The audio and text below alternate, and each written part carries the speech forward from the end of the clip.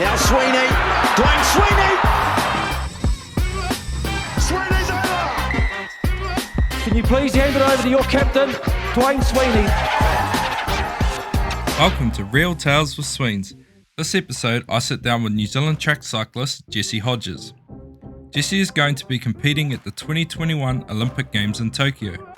And when most people think of Olympic athletes, they assume a lifetime of dedication to their chosen sport. But with Jessie, this definitely isn't the case.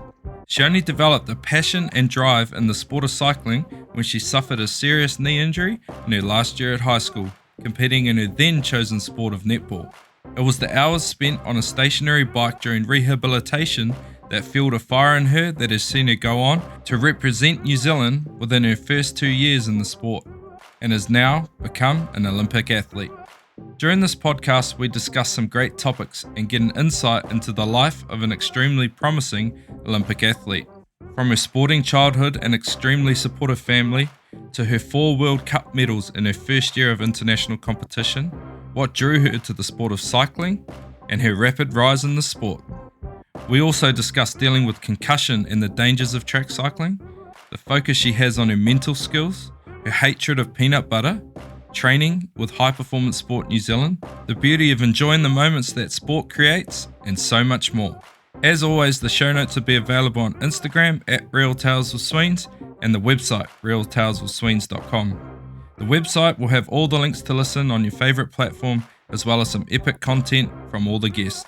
The great people at Good George have a 15% discount available for all you listeners. Simply use the discount code REALTALES before checking out from the online store. The link to their website is also available on the realtaleswithsweens.com homepage. Lastly, special thanks to Jessie for giving up her time, and we want to wish you all the best for your Olympic journey. So join me as we get to know one of New Zealand's most promising Olympic athletes, Jessie Hodges. Enjoy the podcast. Nerves gone now? Yeah. Cool. All right. So I'm sitting here with Jessie Hodges. So Jessie Hodges is in the New Zealand track cycling team and preparing for Tokyo 2021. It was meant to be 2020, but 2021, bit of a delayed start on it, but starting to gear up and get ready for that. How I know Jessie is her dad actually coached me playing club rugby for the mighty Warrensville a few years ago. But Jessie actually came and spoke at a Takawairua class as a guest speaker within my new role here at the Waterboy. And yeah, I was pretty fascinated by her story and thought, what a great platform to be able to share that. And yeah, and also for me to learn a little bit more too, because I was pretty fascinated to hear how rapid your rise was in cycling, but it didn't start out that way, Jessie? No, not at all. I was pretty rubbish, to be honest, at the start. I remember one of my first races in Australia, Mount Borbor.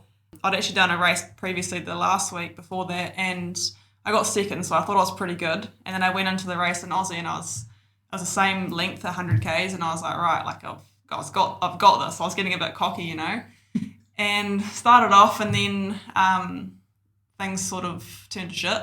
I didn't have enough food, I didn't prepare well enough, and I ended up probably like an hour behind the bunch. They packed up the finish line, and so I rode through, didn't know where the finish was, and it was snowing, like we're up in a ski resort sort of thing, and I just got dead last, and so that really brought me back down to earth. That would have humbled you out pretty quickly. Real quick, yeah. But obviously that first race must have gone pretty well to get second. Was same distance? I think it was there weren't many people, and it was sort of like a bit of a fun ride. But should have gave me some confidence after that. Yeah. But there's been quite a few races. Like my first ever track race. I remember being on the start line with all of the New Zealand girls and that kind of thing, and I really idolised them. And I got lapped 3 times in that race. How long's the race? How many laps? That was 80 laps. Oh, okay. And I was pretty stoked with it, to be honest. I came off, I was pumped.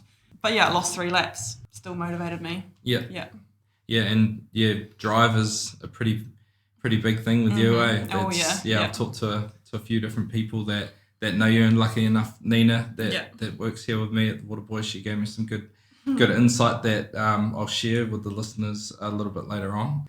But drive is is a big thing. You're a very driven athlete, and no doubt you had a pretty sporting childhood as well, but Yeah. it wasn't cycling, was it? Yeah, it was, in all honesty, it was probably everything. Everything? Yeah. My whole family, like, we were very outdoorsy. I did every sport under the sun. Really keen on athletics. Netball was my main passion all through school and that. But yeah, we just did everything. It probably came from mum and dad being real into sport as well. Yeah. Yeah. Dad played for Waikato. Goodness me, the amount of stories I've heard about Dad is unreal. Yeah. Do you want to share some of them?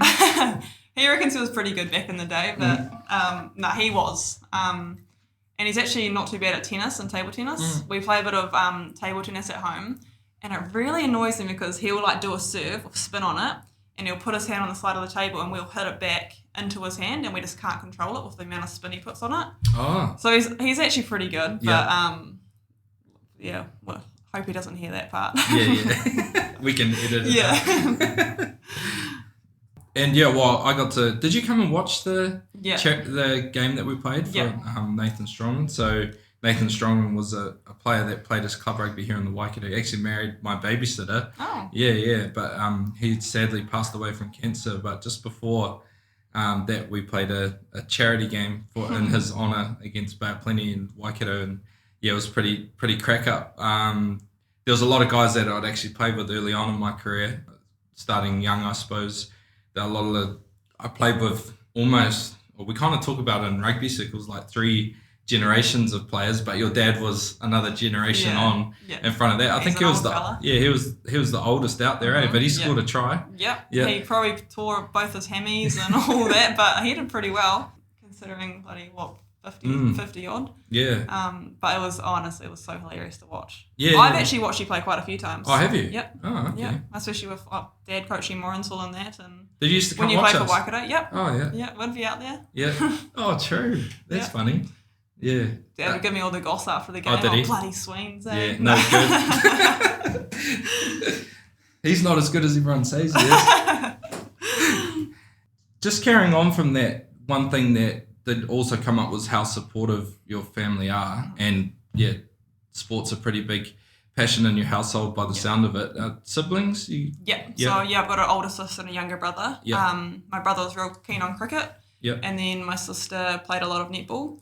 But Danny, my sister's a funny one. She's someone that knows everything about sport. Like, she'll know the Pakistan cricketer who got a 50 in whatever match it was, you know? Like, she absolutely like Loves lives it. and breathes it. Yeah.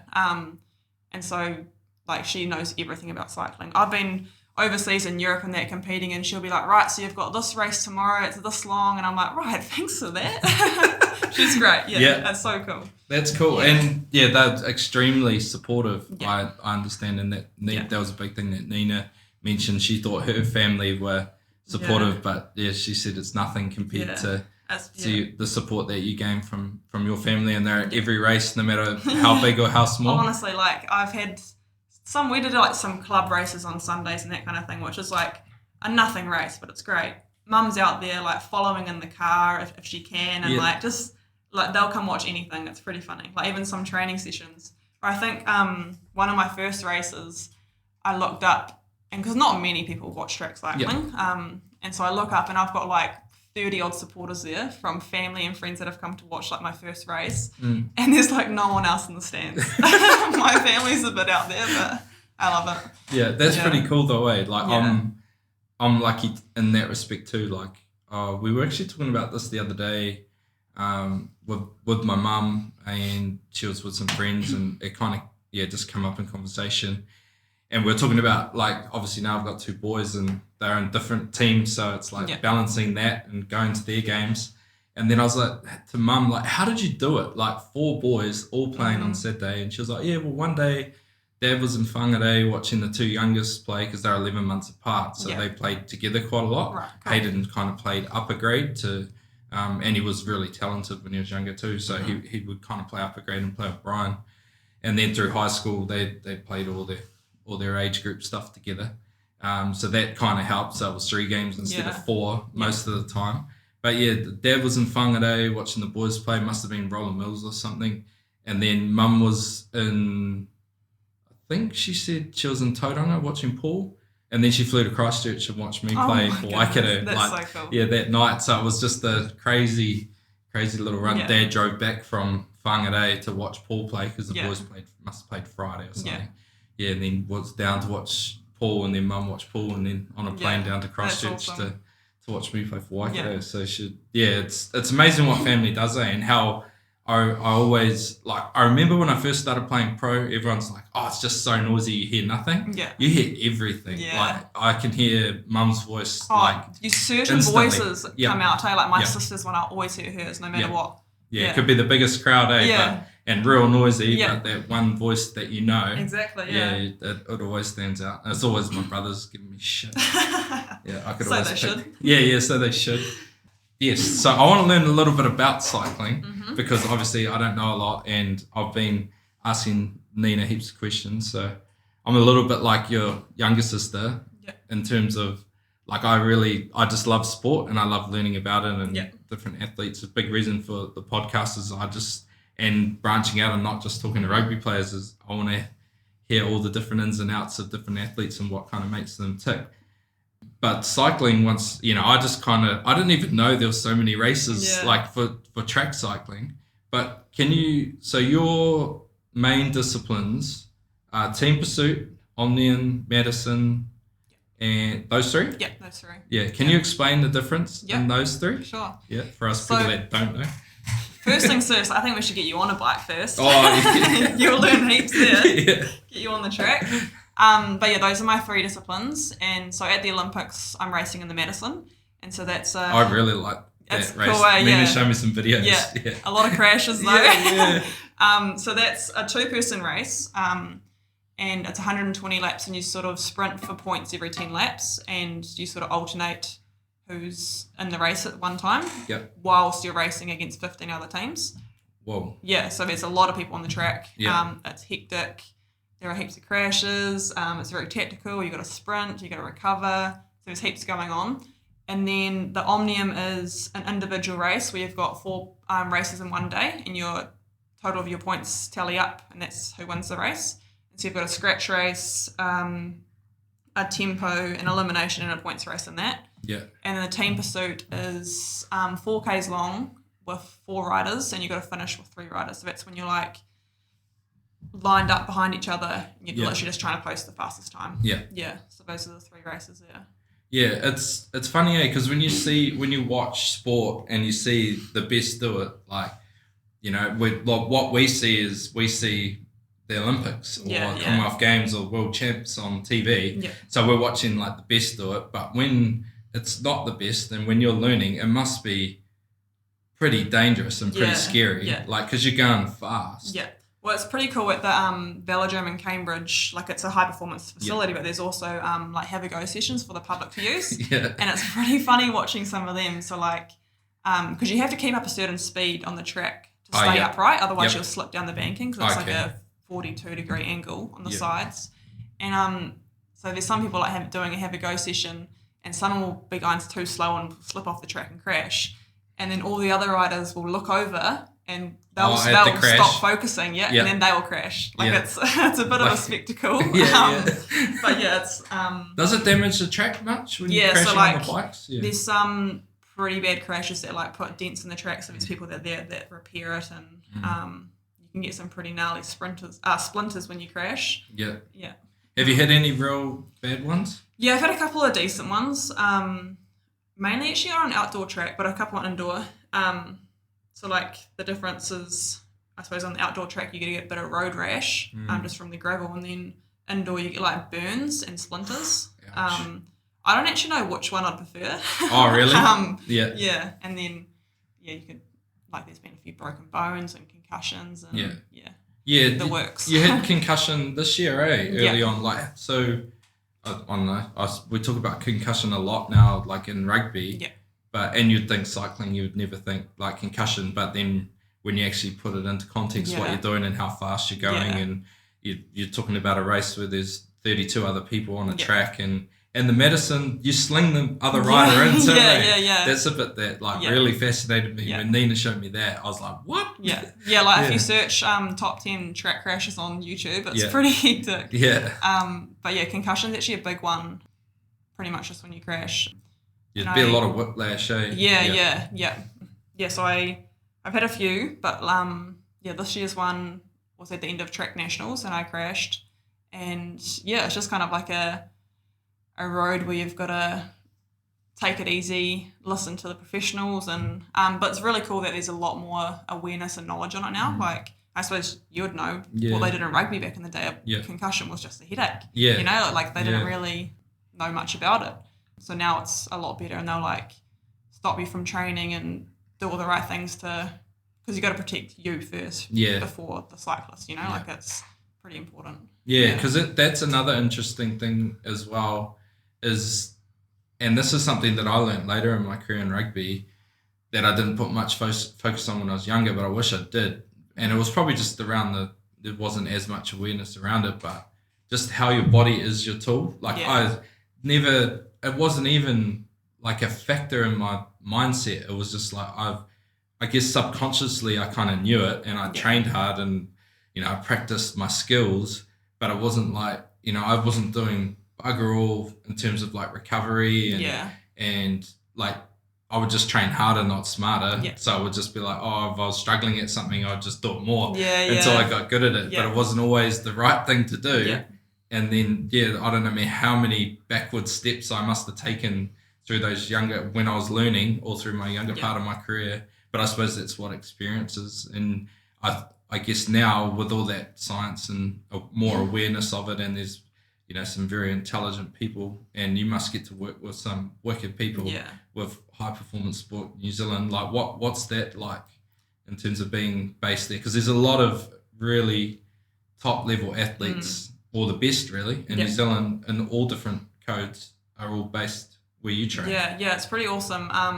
Like we're very lucky to be where we are. So I train out in Cambridge, and there's the likes of like David Nika who's in the gym with us, and a lot of the rowers and javelin throwers, and like it's a really cool environment to be in. And then obviously our like cyclists. So being in the high performance environment is awesome because you're constantly being motivated by the people around you, and you're constantly making each other better. So it's a really cool environment and like the facility we have, the gym, the track, the staff, like physios, doctors, we have everything there. We're pretty lucky. Yeah. Best of the best too, right? Yeah, it's awesome. Yeah, it was pretty cool. I watched David train the other day. We popped down to meet with the owner of the gym that he was training at.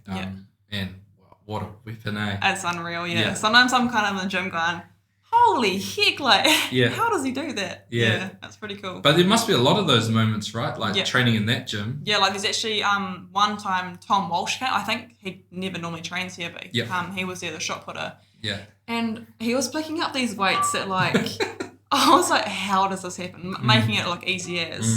And it's just so cool seeing like different sports and like what they're good at and all that. Like it's pretty phenomenal. Yeah, because that's one thing that I really really enjoy is, like I said earlier, is learning about other sports. So Daryl Mitchell, I'll use him as an example, like he's in the Black Caps. And his dad obviously used to coach and was a Waikato great, coached the All Blacks, and his dad actually coached me years ago. And then Daryl was coming in and sort of doing like a bit of an internship in personal training with Waikato. So he would come in and I would just chew his ear off for like 2 hours about cricket and what they do for training and how he prepares for a game and the rest of it. And vice versa, he'd be doing the opposite side with rugby. And we just had this really good connection and friendship that kind of grew from that. But it just really fascinates me. I would probably get no work done if I was out there, as an athlete, because I'd be too busy like, oh, why is he doing that? Or, why are those girls doing that for training? Like, oh, that looks interesting. I even like look at that within my sport as well, because within cycling in general, there's so many different avenues. Like there's on the track, there's sprinting and then endurance racing. And then there's road cycling and then BMX, mountain biking. Like, it's pretty crazy that one sport of riding a bike can be so different. Like I even look at some of the sprinters on the track and I'm like, holy heck, that's pretty cool. So like, I'm the same. Like I love learning about and seeing all the different athletes and all that. So in terms of your disciplines, more endurance based, are they? So we still put in a lot of hours on the road as well. that's probably majority of our training, and then like our fine tunings on the track and like our speed work.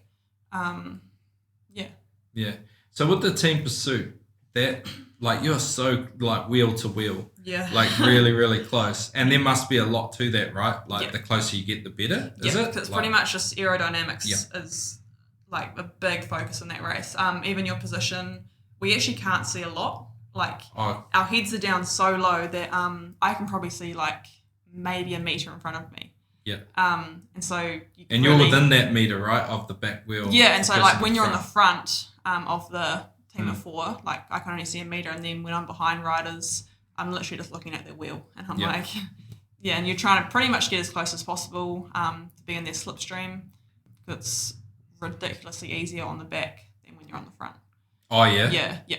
Oh really? Massively, yeah. Massively. Yeah. Like a massive difference. Yeah. So that person in the front, they're working. Yeah. They're doing the work. Yeah. So is that why normally whoever is it the lead that drops off? Or? Yeah. So normally the starter drops off because it's a big effort to get us up to speed. Like because the gear we're on. So I don't know if you know, but track bikes, they don't have any brakes. They've only got one gear.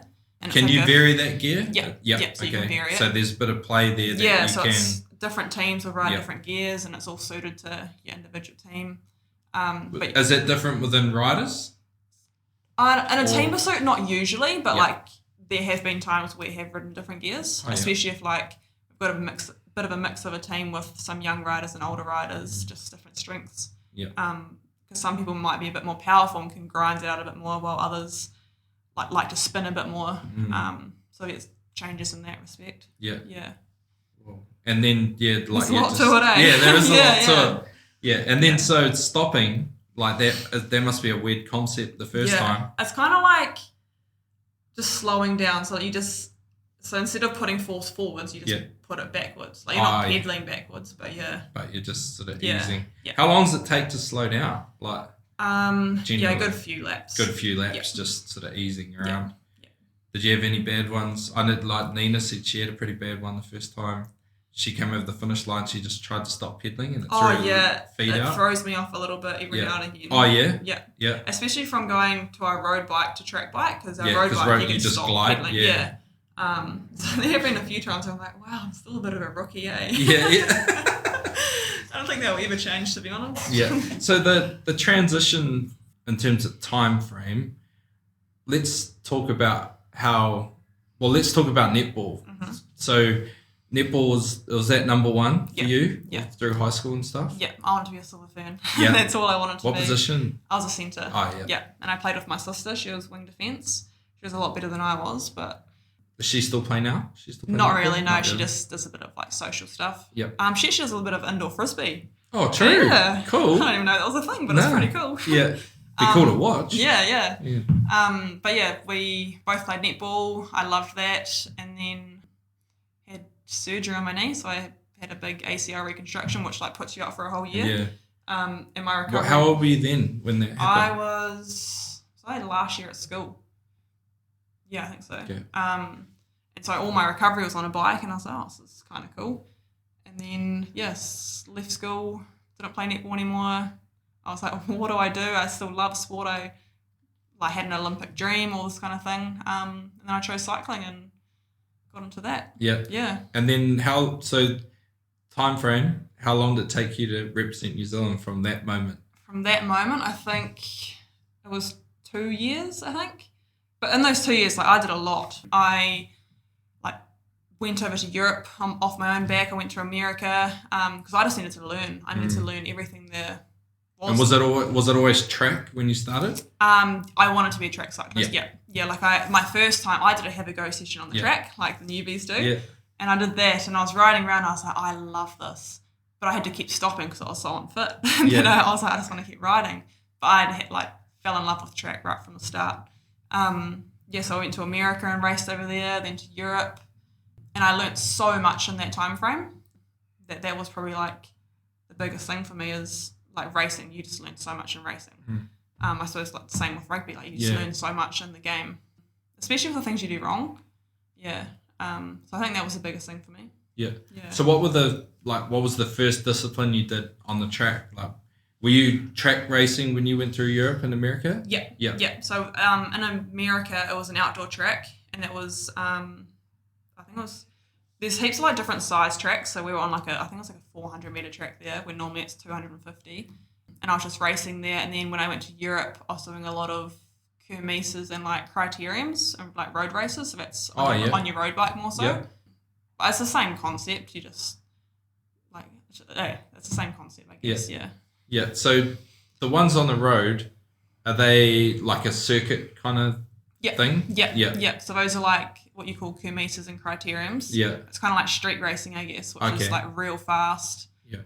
Going around corners way too fast. Oh, really? But I learned real quick. So my first few races there, I was braking around every corner. I was a bit scared. I learned you just don't brake. Oh, yeah, just lean into it. You just got to go for it. Yep. Yeah? Yeah. That's pretty cool. Like, man, and when I'm like, I think it was my first or second year going over there, I was racing against the best in the world there. Like, hanging on for dear life while they were charging up the front. Yeah. So it makes you learn and like get better real quick, I reckon. That's pretty cool though, that like an athlete that young and that new in the sport can put yourself into a position where you're doing it with the best. Yeah, I suppose you just put yourself. I was out of my comfort zone, like, and I was in a world of pain every time. Yeah. But one of the coolest experiences doing it. Yeah. You must have something special in you though to be able to be in that environment. Or just silly, or just stupid, you just know. Crave it. Yeah. I do. It's weird to say, but I do enjoy like putting myself out of like. Oh yeah. And what's it called? Out of your comfort zone. Out of my comfort zone, yeah. I don't know. I just like to see how far I can push my body, but in all honesty, like all the girls that I ride with are very good at that. Like it's cycling, you have to be like really learn how to suffer. Yeah. Well, because for me, like when I look at track cycling, and I talked to Nina about this, is when it's all controlled. So it's literally the fuel you put in and what you create.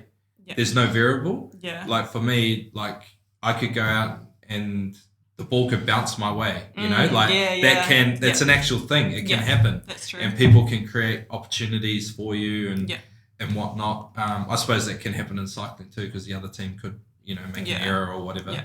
But in terms of being able to control it, there's, especially when you're racing indoors, there's no wind, there's no rain. Yeah. Like it's very, very controlled. It's like, okay, rooms are probably all the same temperature nowadays, are they? Yeah. The only thing that, it's, I suppose the hotter the track is, the faster it is. But it's pretty much the fastest will win.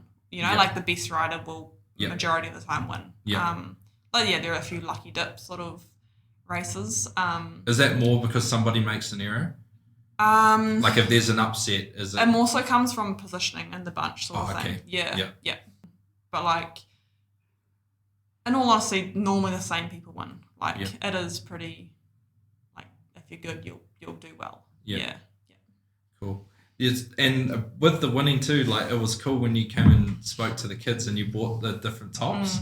Can you explain like that too? Because that's like quite a cool concept. Yeah. But that's like putting a target on your back every time you hit the track too. Yeah. So can you explain that? In cycling, you win jerseys. So like, I suppose like the Tour de France, you're in the yellow jersey if you're winning. For us, we have like the national champs jersey. So you get the white jersey with the silver fin on it, and you can wear that in the race you got it in. And you wear it all year, anywhere you race that race? In that race, yep. Well, yeah. And then the world champs one, which is like a rainbow sort of band, you wear that. That's like the big one you want to get. You wear that in the races you want it in. And then there's like Oceanias, Europeans, and all that. Yeah, but I suppose it does put a target on your back. Yeah. Like one of my good friends, Campbell Stewart, he, I think it was 2019, he won the Omnium at Worlds, so he was a world champion. And so he had to ride that jersey in every race, and you could just see everyone wanting to sit on his wheel, and like everyone's watching out for him. Yeah. He still was phenomenal and probably won every race he did. But it was pretty funny to see all the other riders keeping an eye on him. Yeah, it's quite interesting. I did a podcast with Ben Brown, and he was New Zealand's first ever Red Bull athlete. Oh, and like exact same thing for him. He was like, because he had the helmet, like Red Bull, you get a Red Bull helmet. Yeah. He's like, as soon as you put that helmet on your head, it's like every day what he talks about, like kayaking, like you just got to send it.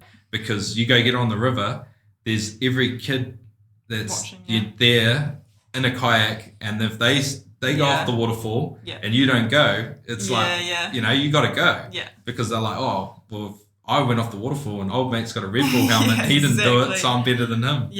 So it is like putting that target there, and I suppose that's pressure, right? Like and the best get good at handling that because they live in that space, I suppose. Definitely something to learn. Sure. So do you currently have a few?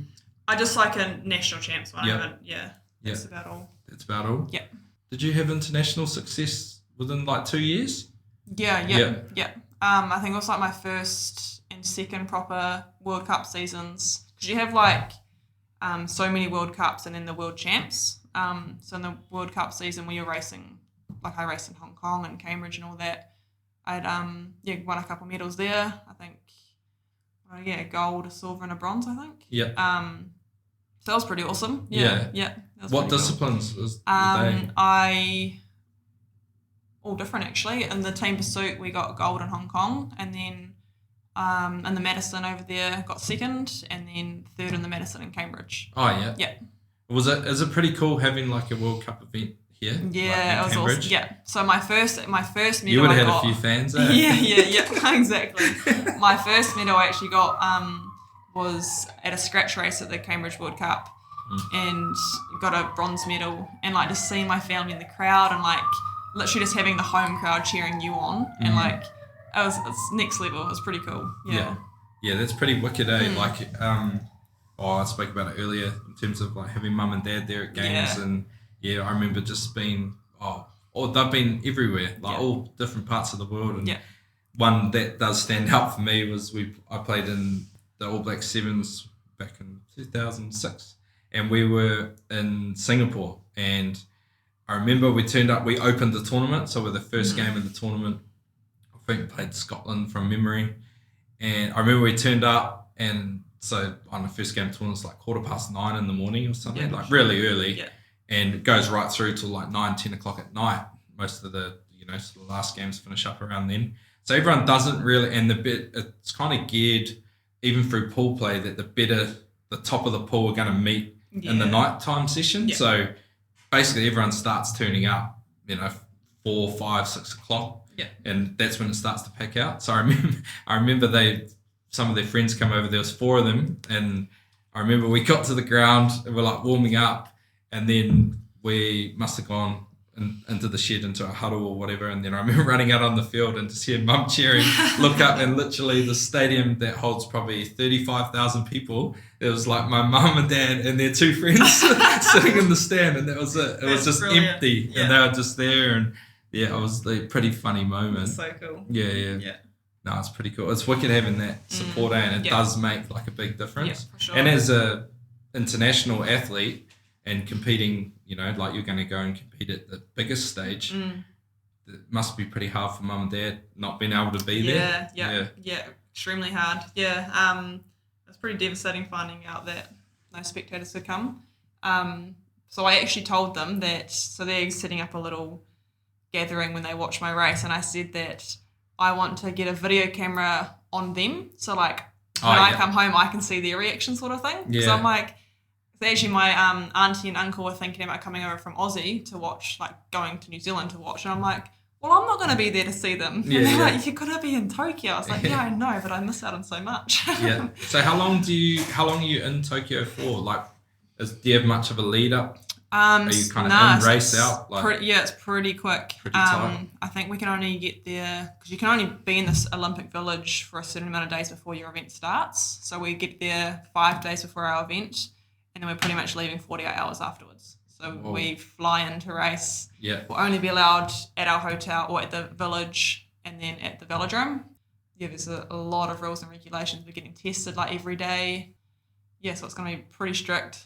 Whoa. Yeah. That's going to be a very different experience. I suppose one good thing is it's your first Olympics, I don't know any better, do I? Don't know any different. But I don't know. It'll definitely separate a few, the people that, I suppose when you're at that level, right, you're going to the Olympics, you're a pretty high-end athlete, you're probably going to have the right mindset and be able to to deal with most things. Yeah. Yeah. Has there been much sort of, like in cycling, has there been like retirements and things like that where they're getting pushed out? Like I know Nina's situation. And I suppose there's been a couple, especially all over the world. Not many in I don't think anyone in our like in your primary, team. in our team. But yeah, there's definitely like I think in Australia a couple of Aussies have. I suppose they're just. It was sort of different for me because I sort of really didn't realise I was going to get selected. Like I was I was kind of on the outer, I guess. I was like really trying to push my way in there.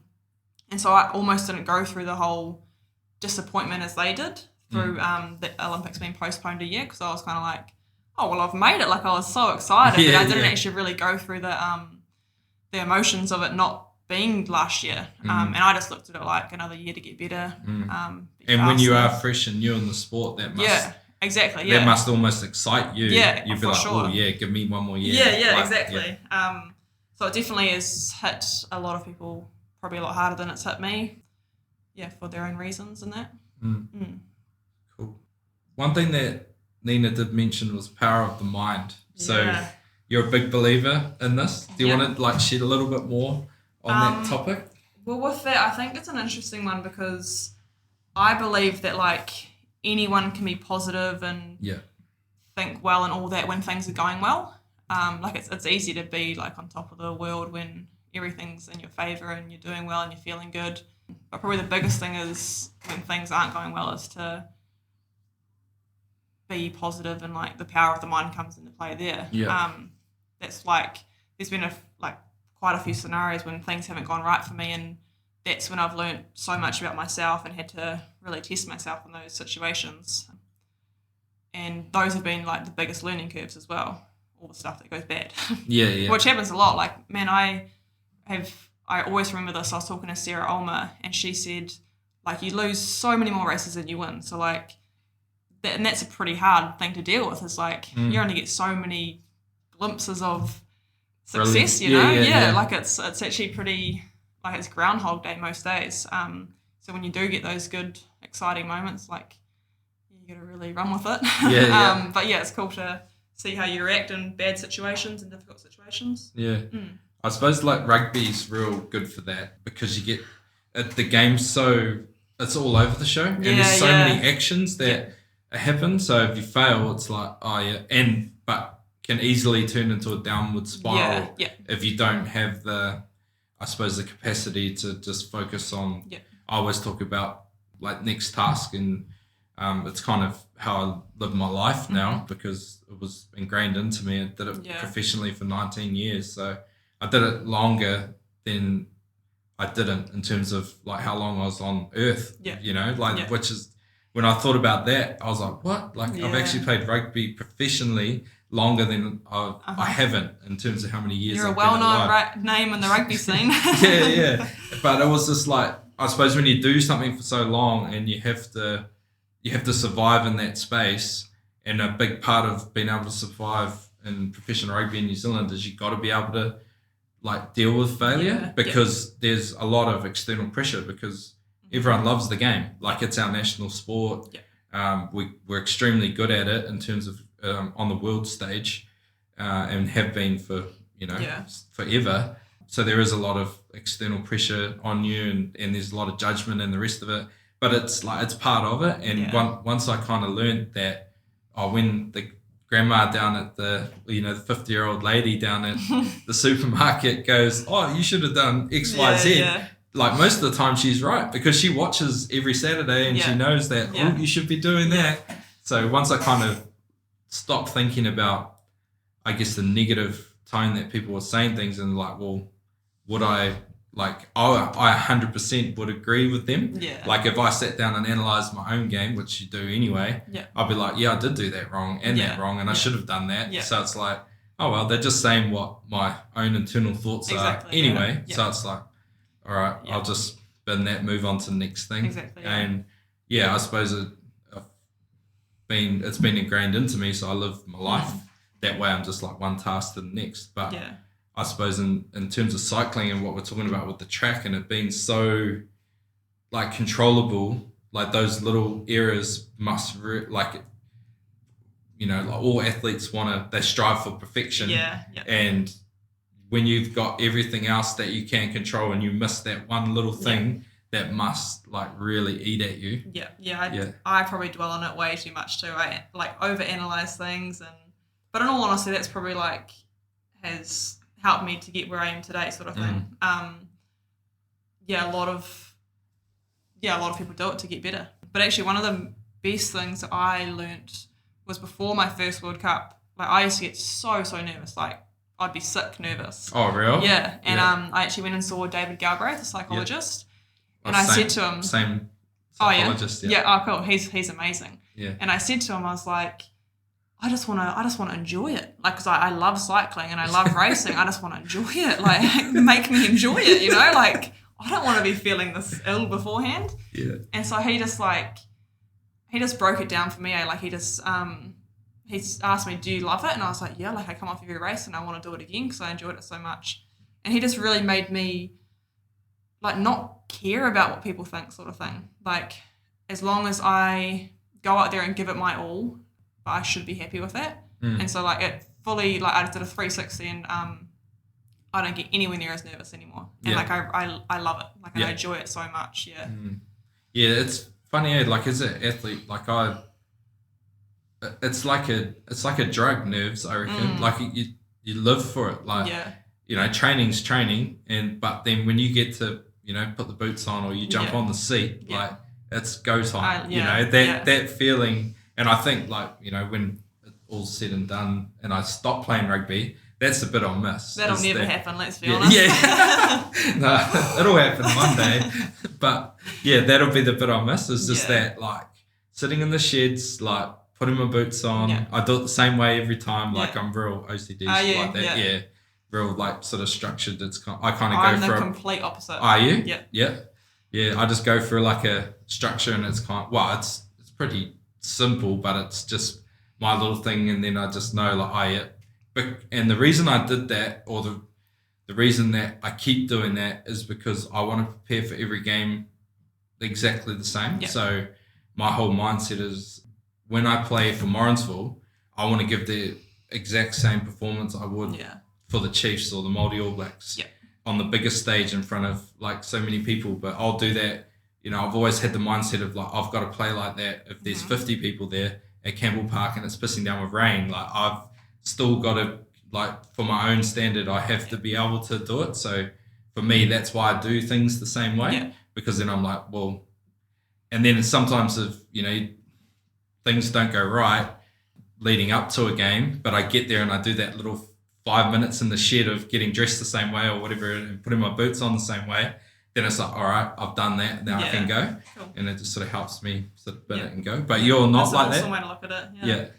Yeah, I just like, my perspective on it is, I suppose it's mainly in my warm-up. Like I warm up differently every time almost, because I'm feeling different every time. Like my legs feel different. So I'm like... So you listen to your body. Yeah, like I kind of like, that feels enough for that effort. And I suppose I can go off that sort of thing. But I'm like pretty relaxed, and because there's some people who are focused, like you almost can't talk to them before the race, like they just want to be in the zone. Plenty of them in the changing room. And I'm like, I'm the complete opposite. I could be having a yarn on the start line, but as soon as the whistle's gone or the gun's gone, like I'm away. Like I'm The gun, that must be like a pretty, I don't know, like for me, I always talk about sport.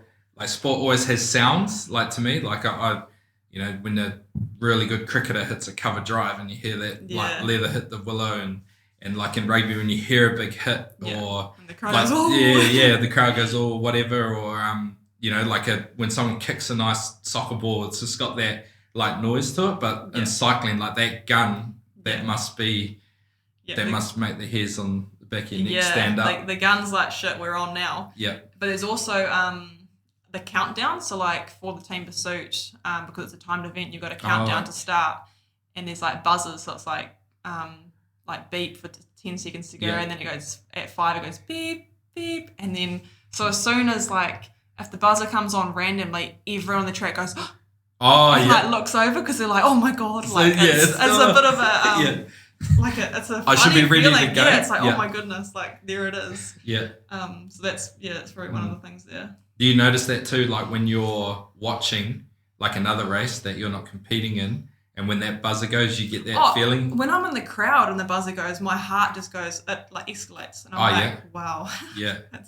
It's like it's a trigger. Yeah, it's funny, eh? Yeah. Like it's I suppose it's the same when, like for me, when I'm at a game and you hear the whistle go, like at the start of a game, and you just like, even when you're so far disconnected from it, and you might be on like another field, but you hear a whistle go, game's starting, or and with rugby there's a different sounds, so it's like, that's a try, or that's a penalty.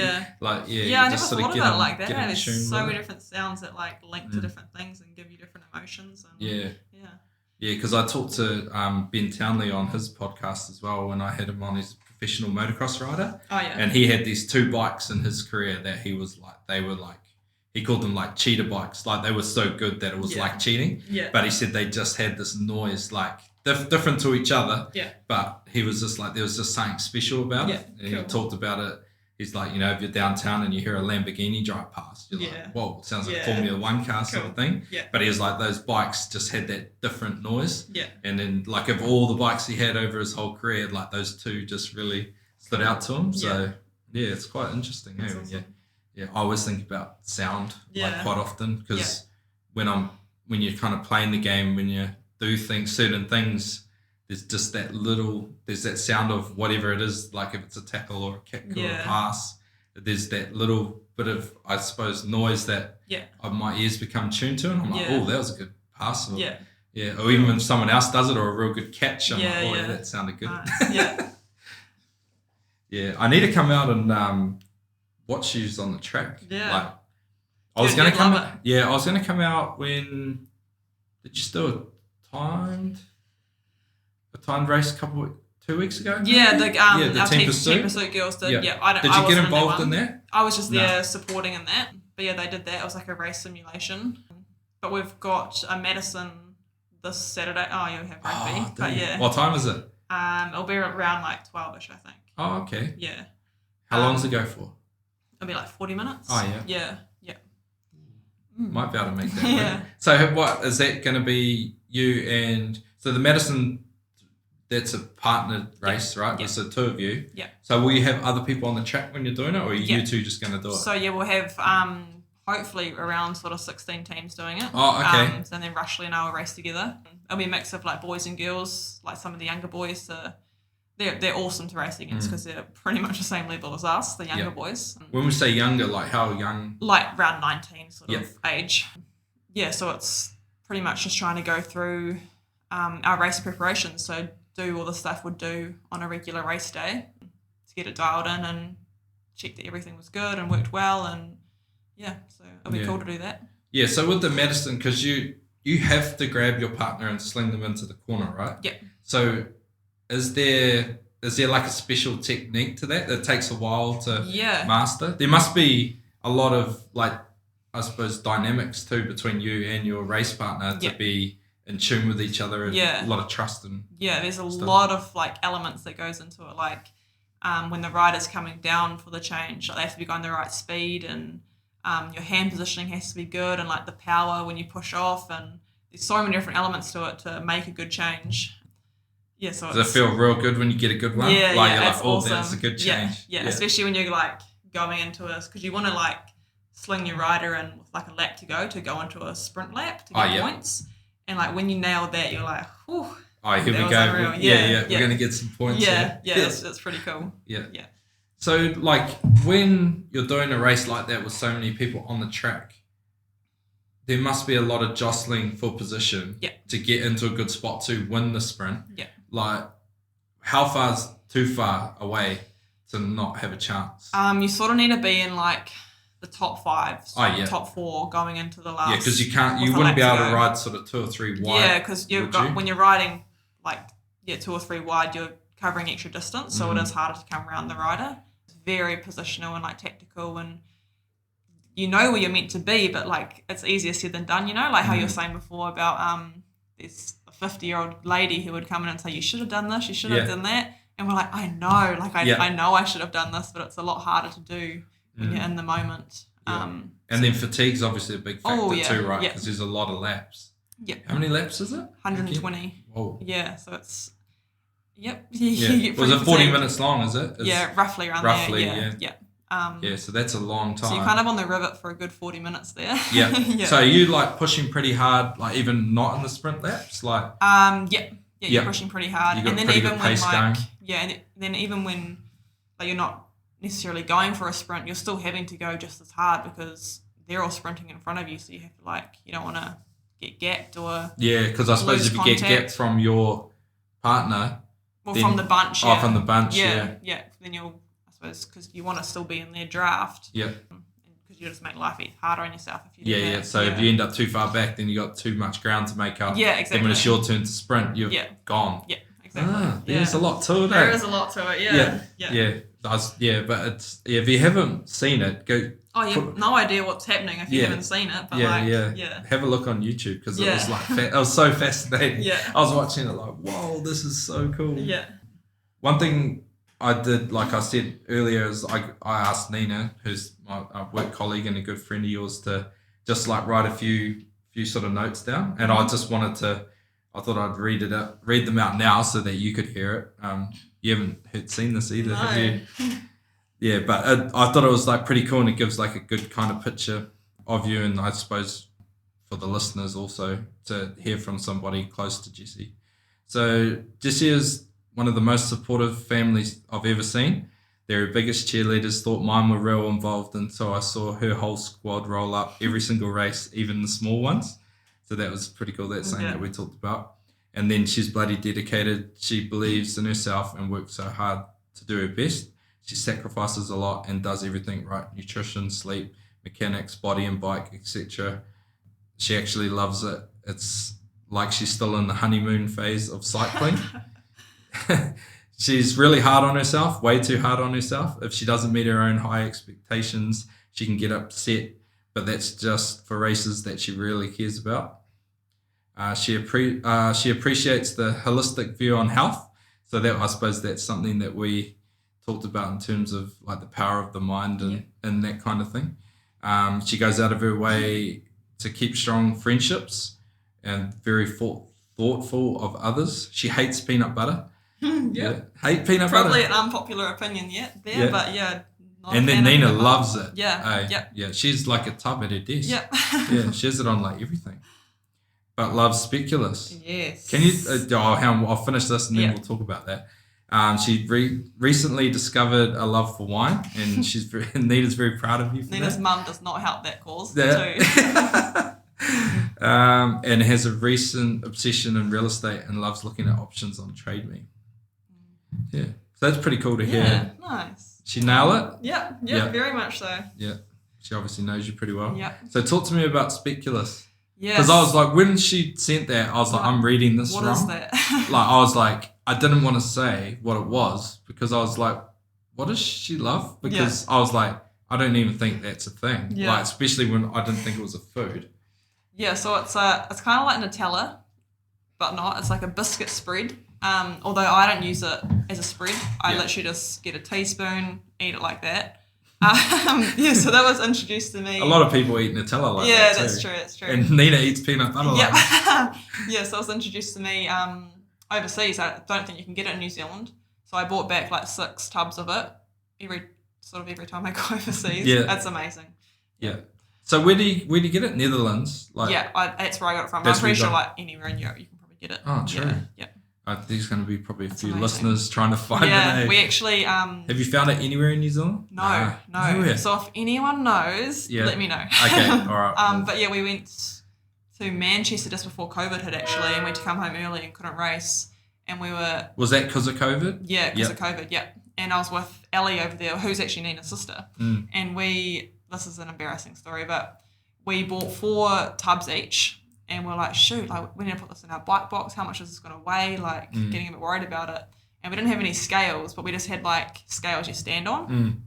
And so what we did was Ellie stood on the scales, and then I gave her the 4 to hold. Yeah. And we're like, oh, okay, it's an extra 2 kgs. Yeah.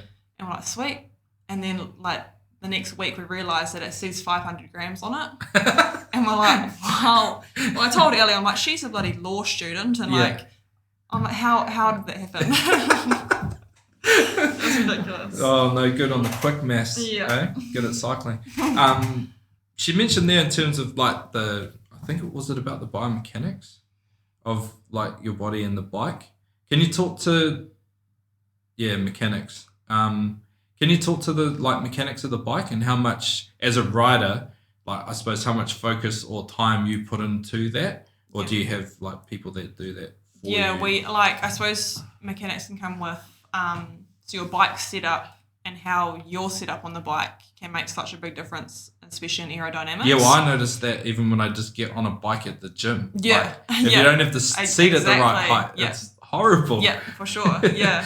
So it must and that's actually how some injuries happen if you okay. haven't got the right setup.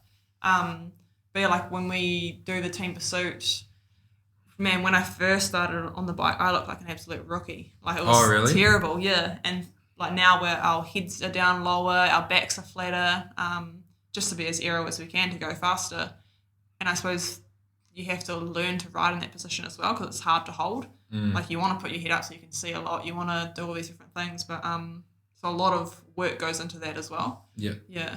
So how much time do you spend, like, I suppose, off the bike training for that? In terms of like you must do to get into that position to cycle that way. Do you do a lot of like stretching, yoga, Pilates, like that kind of thing? We do like, especially before gym sessions and that, or before track sessions, we have a lot of neck exercises and shoulder exercises and little things that help get into that position and hold that position for the whole race. Because like the difference it makes is like massive. So it's like it's free speed in a way if you can. If you can hold it. Yeah, if you can hold it, you go faster without putting any effort into it. Like any actual exerting effort. So it makes a huge difference. Yeah. When you're learning that, does it put a lot of toll on your body trying to hold it in that position? Yeah. It's when the physiotherapists and massage therapists come in handy and sort your neck out and all that. Yeah. So where do you feel it the most? Is it the neck? Yeah, probably neck and shoulders, trying to hold that position, and your hips. Keep down. Yeah. Oh yeah. You're trying to like get low, so the hip angle lessens, so it gets a bit sore there. Yeah. Whereabouts in your hip is it sore? Does it kind of jam the front, joint up? Like in your hip flexor? Yeah. Yeah, I've got terrible hips. I'll be no good. I'm the same actually. Yeah. And you were for like a high performance athlete, when you came to the 40 and 5 and you came to the session, the 30 and 5, sorry. Yeah. And you came into the session at F45, you were just like, oh my God, my upper body has just got nothing. Yeah. So you just don't spend any time on your upper body at all? Like every now and again. Yeah. Just like do some exercises in between our main lifts, which is all legs focus. But man, I have no upper body strength. Actually, we try to do a few like pull-ups and that kind of thing, which I can do about 3. Yeah. But yeah, like it's just not a focus. So like you actually see some of the sprinters, which their races are anywhere from like 1 lap to I think they do 6 laps at the most. So it's such a different sport. Yeah. So what we do, like 120 laps. And so they're like muscly as legs, because that's all they sort of focus on. That's all we need. And then I suppose you want to be slim up the top to be aero. Yeah, well that's like what I've always kind of thought that like proportion and having your body balanced would be better, but I've never thought about trying to be aerodynamic. So it's like, if you were proportioned, like if those sprinters, like you see them on TV and they're massive legs, if they're proportioned, like they'd be like a little concrete ball trying to go around the track, wouldn't they? Yeah, for sure. Yeah, so I suppose it does kind of make sense that, and you don't want to be carrying extra weight either because it's dead weight. Yeah, because it's not it doesn't have a function at all on the bike apart from staying down. Yeah, exactly. Yeah. You have to do a lot of core strength for that to stay down. And because like you want to be stable on the bike too, so you don't like lose any power through like your pelvis moving too much or like through your core. Yeah. So you do heaps of core training, like as part of your gym. Yeah. So like a normal gym session, like how many different lower body lifts would you do within like one session? One session would probably like 2 to 3 like main lifts. Heavy lifts. Yeah. And then we have like, what are they normally? Like hip lifts, squats, leg press, single and double, trap bar. Oh, yeah. Yeah, deadlifts Deadlifts. and that kind of thing. Yeah. Yeah. And do you focus more do you try and be real balanced in terms of your legs and what you're working? So you're not like glute dominant or quad dominant. Yeah, like it's kind of about it's I all think a balance. it's pretty balanced. Yeah. Yeah. I suppose because you'd be all set up perfectly on your bike that you're not just using your quads or not. Yeah, just, exactly. Yeah, it's definitely a full leg use sort of thing. Yeah. Cool. What's up with the recent obsession with real estate? It probably comes from my sister actually and my parents. Yeah. Mum and dad are getting into a bit of property development. Oh, and cool. My sister owns a number of houses in that. She's 25. She's doing pretty well there. Wicked. She's the golden child, to be honest. Is she?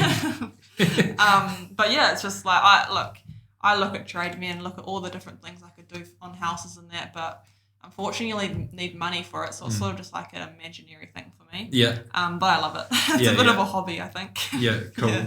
Is there sort of any, I suppose, like immediate goals like for you, like in cycling? Like obviously we've got the Olympics coming up. Like have you got like I'm going to win gold, or is it what is the focus? I think like at the end of the day, I'm racing. You're always there to Olympics. win. Yeah, I'm there to win. That's the dream. But like my main things I want to get out of it is to race the best I can, and whatever happens, and to enjoy it. Like those are my two big things there. And then in my preparation, like I want to be on the start line knowing that I've done everything I can to be the best I can on that day. And then whatever happens. Like I'll race to win. And if it doesn't happen, it doesn't. And if it does, then best day happy ever, days. You know? Yeah. Then this podcast will get a whole lot more Yeah. Be like, whoa, what was the secret? I do want to talk a little bit about DG actually. So Dave Galbraith. So he was I had him for 10 years of my career. Yeah. I think. And real similar. I spoke about it earlier, like I was OCD and I just pretty bad. And I would go to training and like I was a goal kicker. So I would just kick until I got it right. But it was just so detrimental, real bad to and I reckon my body still suffers from it now because I've got real bad hips, like especially my right hip. And then probably from all the force I was putting through it, doing all those kicks when I didn't need to do it. But then after spending some time with DG, like when I went to Japan, it was the best I ever kicked while I was there. I was one season I kicked over 90%, and I'd never done that before. Some games I was kicking 12 and 12 and all these like crazy stats, and literally I wasn't practicing. Yeah. I would do maybe 2 kicks on a Friday after captain's run, and it would literally be for feel. So I would do one. If it felt mint, I would stop. Wow. I'd be like, all right, sweet, that felt good. And I'd just stop. And the boys would be out there training, and Japanese, they like overtrain. Yeah. Like they'll kick for 3 hours. And they were just like, what? And then, then I would turn up on Saturday and then kick real well. And they were just like, oh, you're crazy. Like, you can't do that. Like, you need to practice.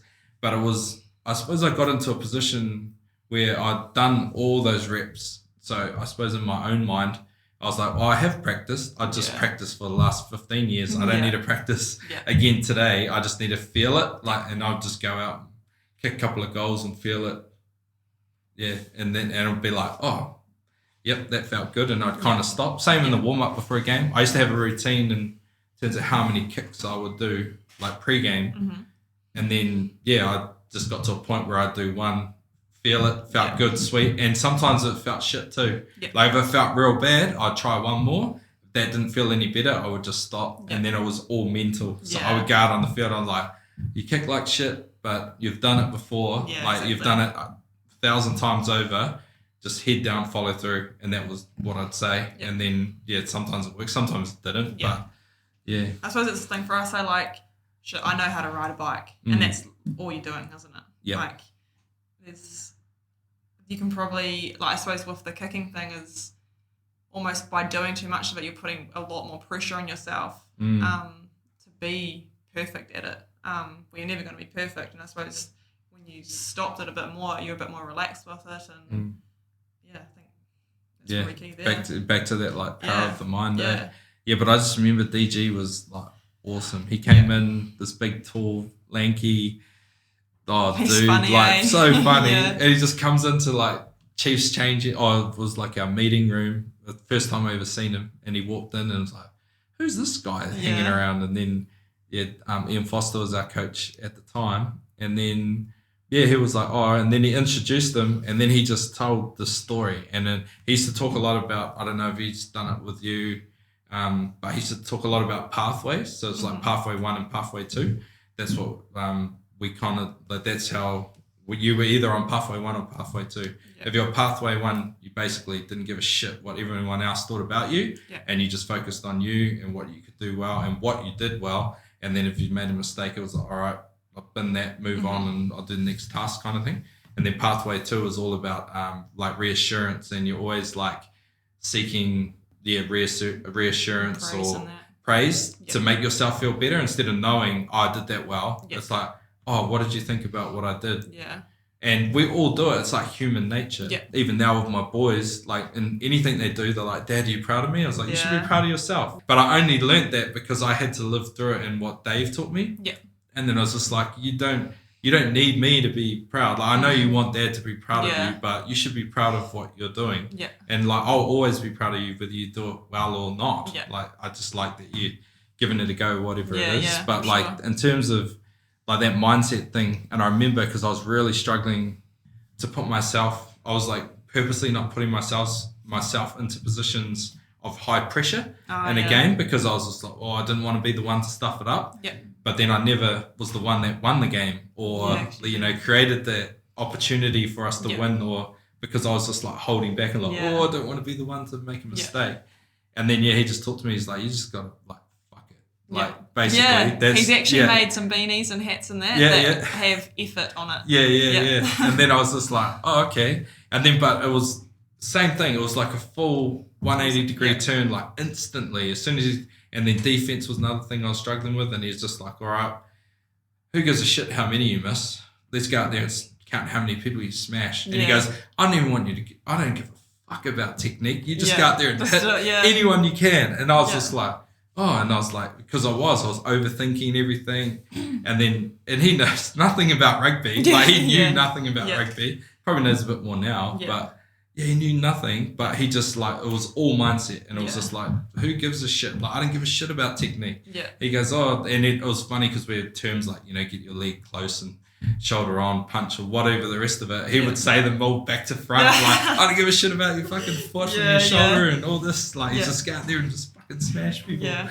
One thing he actually said to me was like, he's like, I don't care if you win or lose. And I was kind of looking at him like, what? Like, I want to win. Shit, I want to win. But he like pretty much it's, of course you want to win. Yeah, definitely. But there's so much more to it. Like, when I think back on the people I've met, the experiences I've had through cycling, I'm like, it was all worth it anyway. Like, regardless of already, it's worth it. 100%. Like, the things I've done have been bloody amazing. The things I've learned about myself, and like, there's so much more to it than just winning and losing. And that's kind of what he was explaining. It's like, that's why he was saying, I don't give it if you win, And like, there's so much more to it. Yeah, and you just live for like moments, eh? And the moments will come. Like, you do things enough.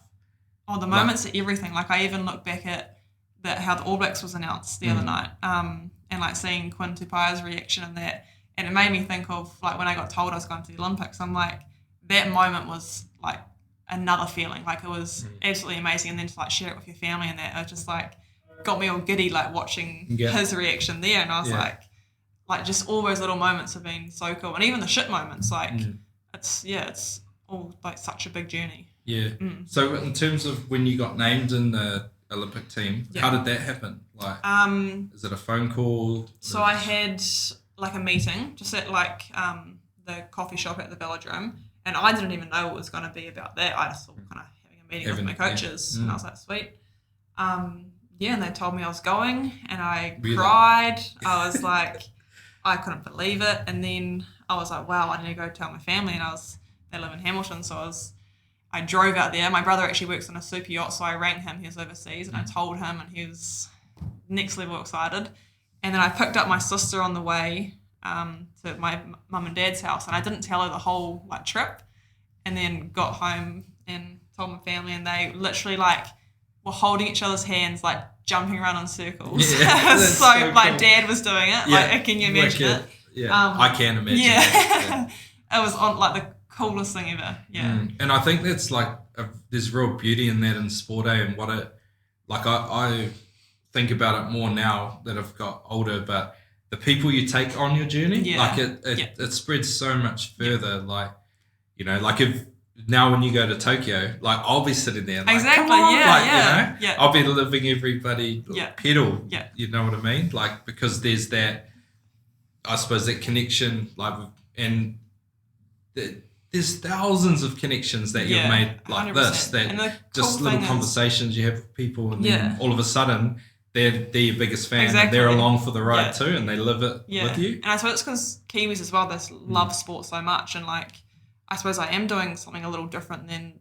normal people working 9 to 5, you know. So like it is exciting, and like it's amazing the amount of people who are on this journey with me. Like I even remember back to when I did those have a go sessions, and some of the people I did that with, and I still like if I'd see them, or like the weekend warriors who ride a bike just in the weekend sort of thing. Like they love it and they love cycling, and they are just as involved. You know, like it's pretty cool. Yeah, yeah, and it's amazing, eh? Like those connections and stuff you make. Because I think about my rugby career, and just different people have come to different things. And I remember we played in the Super Rugby final in South Africa in 2009. We got hiding from the Bulls, but there was like a contingent of people that came from Morrinsville, and it was just like we made the final, and then they're like, we're going, like, and they literally so cool. Like no plans, just like, you know, tickets came up and you could buy like this trip, and it cost like heaps of money.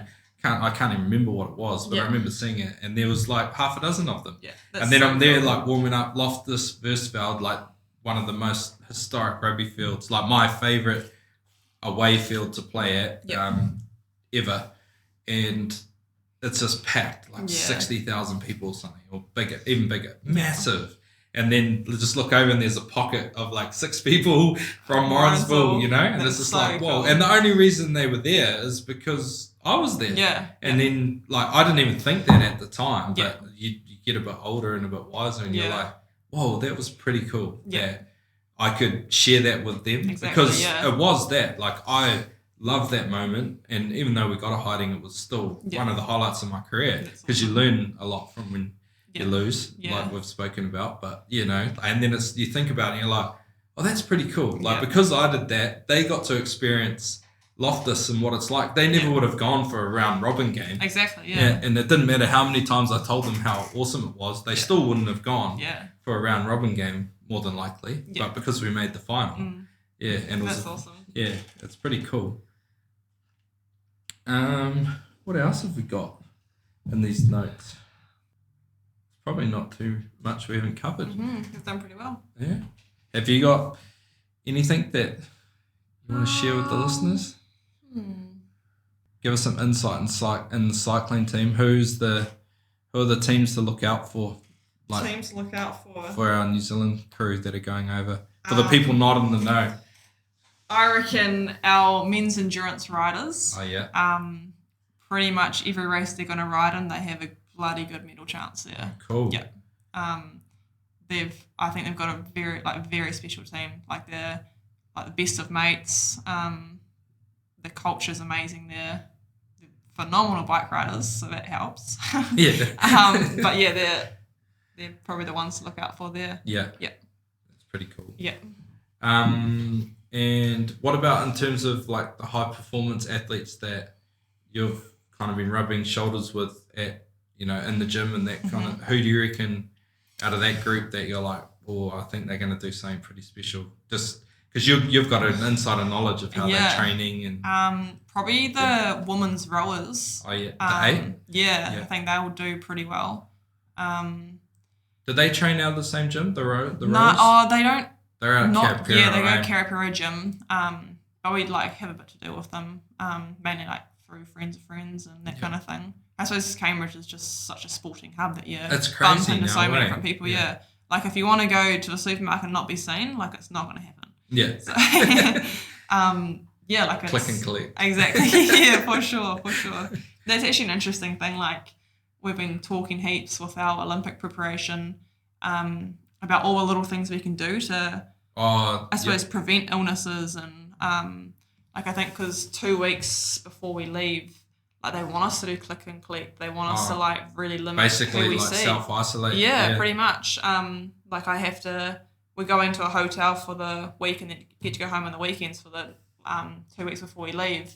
And I've got to make sure that like who I'm going home to are fit and healthy and they're not got any bugs. And there's just so many things that I don't even think about. Like, and the recovery thing is such a big thing. Like, I suppose I was like you, how you're saying, I always thought the more you do, the better you're going to get. But actually, like, recovery is massive. Like, it's boring. I don't like sitting down too much, but like it makes such a difference. Like if I can put in a decent block of recovery, I notice it so much on the bike. Yeah. Do you, in terms of that, what's a day before a race like for you? So I personally, I don't like to like taper too much because then my body starts to go, right, like let's chill out now.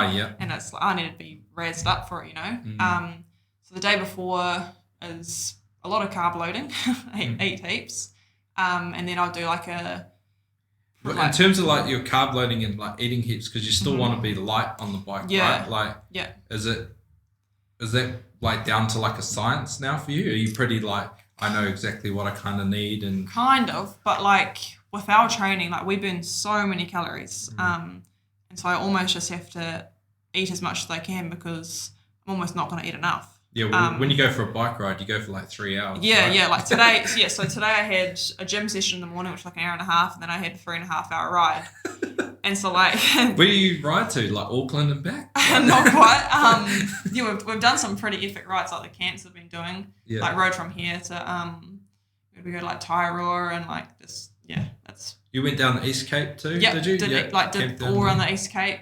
We done some pretty... I've actually done like one of my friends, Nicole Shields, we did a trip from Clyde, which is like an hour out of Queenstown. I went right up to the top of the South Island in Picton. Oh, did you do that with her? Yeah, over like 5 days. I met Nicole. She's going to do it. Oh, yeah, that's right. And so like our first day was like 220 kilometres, like 8.5 hours on the bike or something. Yeah. So you can definitely cover a lot of distance on a bike. Yeah. And so literally you just eat. What's your kind of average speed when you're like in that? In a long sort of distance like one, probably like around 30 k's an hour, yeah. It's still honking. Yeah, a bit slow when you're going uphill, but yeah. Downhills would be helpful. Yeah, very good. So eat a lot. Yeah. And then do you do like a high intensity, like a little bit of a hit the day before, like a race? Yeah, I do. And then especially like the day of the race is interesting because we normally race in the evening. And so I'll do like in the morning a full like effort where I'm exhausted afterwards, like just to like really open my body up. So I'll do that, and then I'll do like a gym potentiation, so where I've got like bands and I like get all my muscles firing. Then I chill out for a bit, and then like I sort of do that whole thing again before my race. You want so you almost kind of race 3 times. In a way, yeah. Like obviously not as long, but you really like have to open your legs, your lungs, and everything up. Yeah, well, you always notice that, like, well, a lot of people that are listening, that when you do sport or anything, you always get like that second win. Exactly. Yeah. And I could imagine in like a race, like if you're waiting for that second wind, and if you haven't done anything, it takes longer to kick in. And so like you're just going to lose so much ground. Exactly. And so for the team pursuit, like that's a 4 and a little bit minute race. So like you need to be you need to be almost like puffing when you get on the line, right? To be like, all right, I'm ready to go. Yeah. And so we've got heaps of like we've been practicing heaps of things for Tokyo it's going to be crazy hot over there. So we've been warming up an ice vest and like to keep the body temperature down, and we've been doing heat labs to get used to being in the heat. And like, is there a heat lab out at High Performance? Yeah. And so we did like a bit of testing at the start of the year, And we did like 2 weeks of like a real solid heat lab sort of thing. So we're riding in the heat lab for an hour. We're also doing heat spas and like getting temperature tested, heart rate strap and all that. And my first heat session in the lab, my heart rate was like 185, 190, like crazy high and just going easy. And then by the end of it, I was normal. Yeah. So like it's crazy what your body can do and so we'll do a solid block of that before we go to Tokyo to like get ourselves primed for it. Yeah, because will the velodrome there, right, will be tempered. It'll be hot. It'll be hot. It's always hot because the warmer the track is, the faster it is. Oh, so they'll make it warm. Yeah, they'll make it warm. So because it'll be in a big air-conditioned building, right? Yeah. But they'll still have it warm. Yeah, they'll still have it warm. Do you prefer the heat? I do. I like in terms of rugby. I love playing like the hotter the better. Really? Yeah. Oh yeah. But you move better. Yeah. Your body loosens up quicker. Like it's hard. Yeah. It's hard to breathe. Yeah. But in terms of body being able to move, like I always loved the heat. Yeah. I suppose I don't notice it when I'm riding because I suppose as well you're creating your own wind when you're riding. The only thing I probably notice is the amount of sweat that comes down into your eyes and that when you're racing. Is that like there must be a lot of sweat on the track? Yeah, I never really thought about it because if there's well, I suppose if the track's hot, it might be evaporating. Yeah. Because you probably wouldn't want that because you might slip. Like I didn't even factor that. I didn't either, to be honest. Now you're getting me worried about it. No. Well, clearly it's not an issue because you haven't thought about it yet. No. Yeah, but when you got there's a lot of bodies on the track. Yeah. Like if you've got 32? Is there 32 in a Madison? Yeah. 16 teams of 2. Yeah. So do you have to qualify that ride to get into Tokyo? Yep. So we had to. There's so many different like point systems and all that like you need to get a certain amount of points to get into that race. And, So is it like the rowing where you qualify a boat or you qualify a team, but you don't necessarily have to take the 2 that qualified it? Yeah, that's right. You qualify the spot in that race. And did you qualify it? Were you? Yep, I helped qualify it. Yep. And so like for the team pursuit, there's only 8 teams that can do it. So that's like quite a hard. You're like qualification there. Yeah. And so like it's. You're like you're like points. Right there, pretty much. Yeah, for the team pursuit definitely it's only 80s. Yeah. Quarterfinals straight away. Yeah, exactly. Whoa. Yeah, so you do 3 rounds for that. Yep. Qualifying first round, then finals. Yeah. Whoa. And are they all like on the team pursuit? Do they all race like separate days, or do they do 3 races in one day? They do. So for us, it's for the girls, 1 race on the first day, then the 2 the next day. But for the boys, actually, it's 1 race every day. 3 days in a row, which I suppose is harder, I reckon, because you've got to get yourself up those days consecutively. Yeah, there's something to that. Once you're kind of going, it's easier to go. Exactly, yeah. Yeah, I remember. And I just think about like warming up that many times. Like that's a drag. Yeah. That's the thing I hate about rugby. Like sports, warming up. Yeah. Warming up, warming down, and cold showers. Warm down sucks. Yeah. Rugby players are pretty bad at it. We don't really warm down much. Oh yeah, we have You'd have to. Get your like all the lactic acid out of your legs. Yeah. Although I always say last race of the competition, don't warm down. You got to keep the gains in your legs. Oh yeah, That's what I say. How with the lactic acid, how quickly does that set in? Or do you try and manage it? Depending on the race and the effort. Yeah. So for a team pursuit, if you're not getting lactic acid, you're doing it wrong because you're not going hard enough. Okay. And so it probably comes in about halfway, so probably 2 minutes in, and you're really feeling it, so you got to push through that. And then you'll have a turn at leading, right? Yeah. So you've got it before you start leading? Generally? Normally in a team pursuit, you'll do 2 turns on the front. Yep. And so your first turn, you're pretty fine. So your second turn is the one where you'll be feeling it and hurting and feeling like you're pedaling backwards. Does it actually feel that bad? That's horrible. yeah. And so obviously for a Madison, which is a lot longer race, if you're feeling like that in the first 10 laps, you're screwed. You've gone because there's no way coming too hard, back from it, eh? Not really.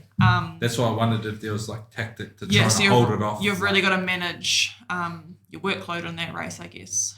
Yeah. But in all honesty, even in a team pursuit, it's so technical. So we roughly know what lap times we're going to do because if you go too fast, you'll overdo it and you won't have anything left for the end, or Yeah. if you go too easy and then you can't ever get back that time, you know. So it's there's a lot that goes into it.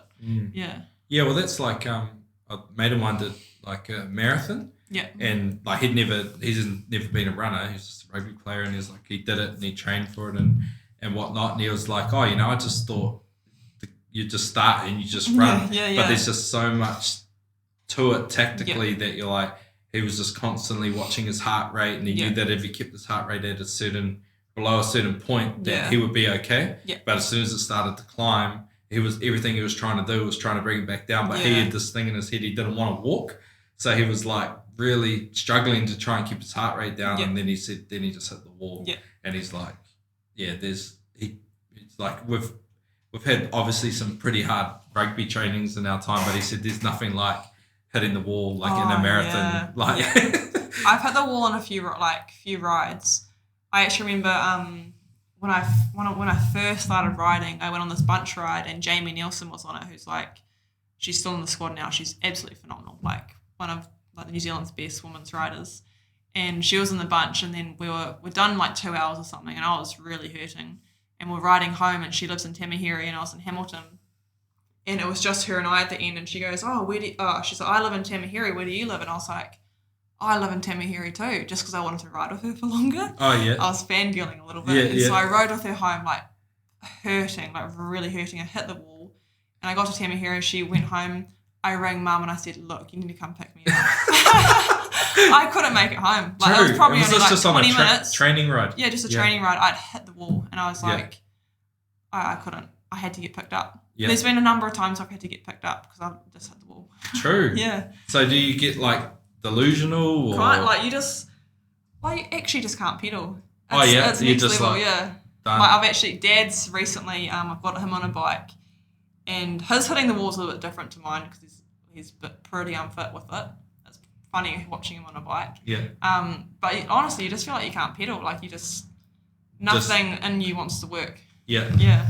That's like, must be in huge calorie deficit, yeah, right? To get sure. to that point. I've probably stuffed up because I haven't eaten enough, so it's my own fault. Yeah. Yeah, but you live and you learn. That's pretty cool though. You're fangirling that hard. Yeah, I know. I'm going I told her about that story and she loves it. Yeah, she loves it? Yeah. No, that's pretty cool. And I suppose, like Nina said too, you're still in the honeymoon phase of cycling because you're so... It's funny listening to that fresh. comment. Yeah. I still love it. And I definitely don't... Like, I look at, like, Jamie, for example, and I'm like, she's amazing. And I'm like... I still fangirl her and some of the things she does. And I would never think that of myself sort of thing. Like, there's some younger athletes who... will be looking at you like that. Yeah, and I'm like, no, surely not. Like, that's just how I look at it. But yeah, I suppose it's very true. Yeah, like these girls that are in your team, what sort of age are they starting, like, sort of track cycling and that kind of thing? Yeah, so a lot of them pretty much did it all through school. Yeah, so sort of like 13, 14 years old. Yeah. So they got about 5 years head start on you. Yeah, that's a good way of looking at it. But then there's like our age different in our squad. Our oldest rider's, I think, 36, and our youngest is 20. Oh, yeah. Yeah, and our like and where do you wider sit squad, there? You're 20... I'm 24. 24. Yeah. So you've been cycling for what, 6 years? Is it? Five years, yeah. 5 years. Yeah. Whoa. And you're going to the Olympics. Literally like one Olympic cycle you've been riding true, for. Actually. I remember watching Rio Olympics and I didn't know any of the riders there. Like I suppose. Had you started cycling then? Nah. Or Not really. Like cycling? I hadn't. Probably that. Like I hadn't raced or anything. Yeah. Well, that's crazy. Yeah. Well, this 1 year like pushback would like definitely helps. Perfect for you, It's pretty cool that you can carry that mindset into it too. It's like, oh yeah, give me another year. Yeah, exactly. Better this time sure. next year. Yeah. Oh no, I'm pretty excited to sit back and watch now. Yeah, cool. Yeah. Any words you want to leave us with, Jessie, to any young and aspiring athletes out there? Probably just enjoy what you do, whatever it is. So it doesn't just have to be in sport, does it? Like it's anything you do, just enjoy it. It's probably one line, I'd leave. Yeah. Don't worry about Do the losses, best. eh? Exactly, Just yeah. learn from it, move on, For sure. live for the moments. Yeah. There's Enjoy plenty the of people them you do it come with along. and all the experiences you get. Yeah.